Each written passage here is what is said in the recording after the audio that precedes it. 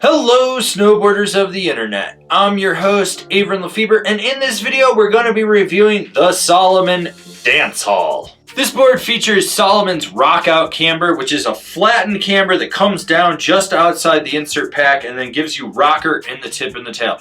This is going to give you that load and pop of traditional camber, but you're going to get a little bit more play out in the nose and the tail, as well as ease of entry in and out of turns, plus optimal powder float. This board is available in 143, 147, 152, and 157.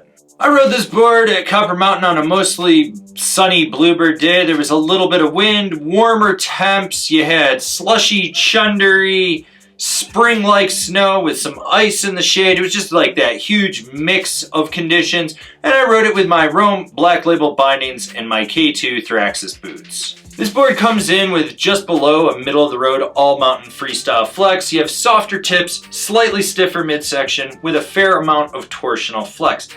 This board is surprisingly stable through the insert pack, but at high speeds you start to notice you get some chatter in there, and when you get into really rutted out terrain, that's when you start to feel it underfoot. I mean, if you keep your knees bent, you'll be fine.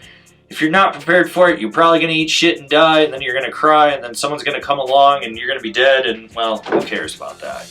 Doesn't really matter. This board is surprisingly stable to a point.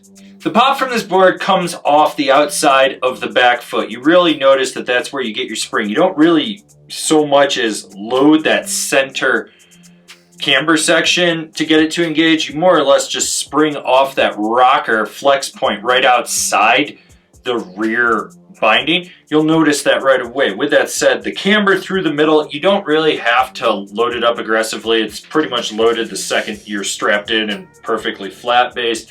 The pop's there. It's decent for what it is. It's fun. It's predictable. Like, you know that you're going to be able to snap with it. It's not the snappiest thing out there. It's just highly predictable. And when it comes to jumps, this thing wants to pop off the lip. Whether small, medium, large features, it'll get you in there. Larger stuff, you might have some issues with landing just due to the softer flex in the tail on this board. Be aware of that. But overall, this board, totally fine for hitting a jump. The butterability on this board is prime. You got softer flex with rocker and a clearly defined flex point right outside those insert packs. So what you're going to do is basically leverage your weight a little bit out towards the nose of the tail. It's going to lock in and hold exceptionally well. Any kind of butter variation that you're doing, but that camber section through the middle still retains its spring and pop. So if you do a 180 into something, you're going to be able to pop right back out of it. While this board is directional in its shape and it's got taper and everything, it jibs exceptionally well too. You can really lock into a press on this board and it still retains its pop to spring you out of it. It's playful where you need it to be, yet it still has that little bit of power to get you out the end of the feature. When you get sideways, you notice that center camber section really cradles around the feature and it feels locked in, but you don't feel like you're going to clap out on it. This board is very smooth and nimble edge to edge, and it's sort of snake-like with how it carves. You just notice that you're rolling in, able to steer right underfoot, drive that carve, and then when you need to get extra power, you can leverage the outside of that rear binding to just push off the tail and slingshot you through a turn. You want to lay it over? Go lay it over. You want to be mellow? Be mellow. This board can carve. Who's this board for? The all-mountain freestyle party boarder. This is one of the most quintessential party boards I've been on. I want to say that right now.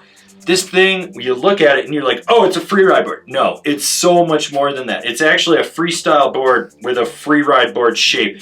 It's playful where you want it. You got a little bit of power when you need it. It's easy to load up and snap with. Overall, it's just a great board to ride for what it is. Comparable boards.